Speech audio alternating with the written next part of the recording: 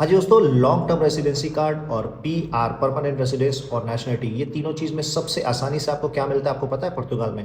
वो है nationality. Nationality में इतना फ्लेक्सिबिलिटी होता है, भले से आपको टाइम लग सकता है लेकिन मिलने में बहुत ज़्यादा दिक्कत नहीं आती। लेकिन सबसे ज़्यादा स्ट्रिक्ट लॉ किसी के ऊपर है तो वो है आपका लॉन्ग टर्म रेसिडेंसी कार्ड, क्योंकि अभी बहुत तेज़ी से सब long term residency card apply कर रहे हैं। और मेरा फर्स्ट क्वेश्चन भी बहुत लोगों का होता है मेरे से कि भाई मैंने नेशनलिटी अप्लाई कर दिया तो long term residency card apply कर सकता हूँ? हाँ भाई, ज़रूर कर सकते हैं, लेकिन बहुत सारी चीज़ें हैं, क्राइटेरिया आपको पूरा करना पड़ेगा। जो सबसे मेन क्राइटेरिया है वो एब्सेंस।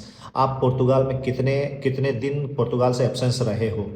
रूल के मुताबिक आप 5 साल में 10 महीने से ज़्यादा एब्सेंस नहीं रह सकते, और इस चीज़ पे पीआर और लॉन्ग टर्म रेसिडेंसी कार्ड में बहुत ज़्यादा स्ट्रिक्टनेस है। ठीक है, तो पहले क्या था वो नहीं पता। अब आप मैं हमेशा बोलता हूँ कि पुर्तगाल में लग चलता है, लेकिन अगर आप 10 महीने से ज़्यादा रहे हैं तो आपको जस्टिफिकेशन देना पड़ेगा, और वो भी डीपली जस्टिफिकेशन कि आप क्यों रहे हैं। अगर इमरजेंसी है तो 12 से 13 महीना 15 महीना भी हो सकता है, तो आप इमरजेंसी दिखा सकते हैं।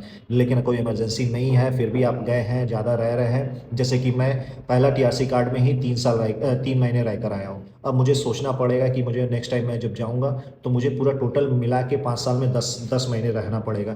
तो वो सब चीज़ बहुत दिक्कत होने वाली है उन लोगों को जो बहुत ज़्यादा दिन बाहर रहते हैं या फिर बाहर से ही काम कर रहे हैं, उनका एब्सेंस यहाँ पे नहीं है, कम टैक्स पे करते हैं। और ये भी मैटर करता है कि आपका कितना ज़्यादा स्ट्रॉन्ग प्रोफाइल है पुर्तगाल में, आप कितनी अच्छी कंपनी में काम कर रहे हैं, उनका कॉन्ट्रैक्ट कैसा है, आप कितना टैक्स पे कर रहे हैं। भले से मिनिमम सैलरी है लेकिन रेगुलर टैक्स जा रहा है, पूरे 30 दिन का जा रहा है। तो वो सब चीज़ बहुत इंपॉर्टेंट करता है लॉन्ग टर्म रेसिडेंसी कार्ड में, करता सब में है लेकिन long term residency card PR सबसे ज़्यादा स्ट्रिक्ट है नेशनलिटी के अकॉर्डिंग देखा जाए तो।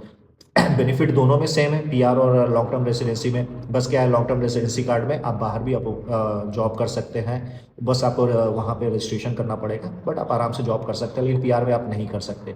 पीआर आर्टिकल 80 है, और लॉन्ग टर्म रेसिडेंसी कार्ड जो है वो आर्टिकल 125 है। और अब टाइमिंग सबका 5 साल है, लेकिन 10 महीने दोनों में है। 10 महीने से ज़्यादा एब्सेंस आप नहीं रह सकते, बहुत इंपॉर्टेंट चीज़ है।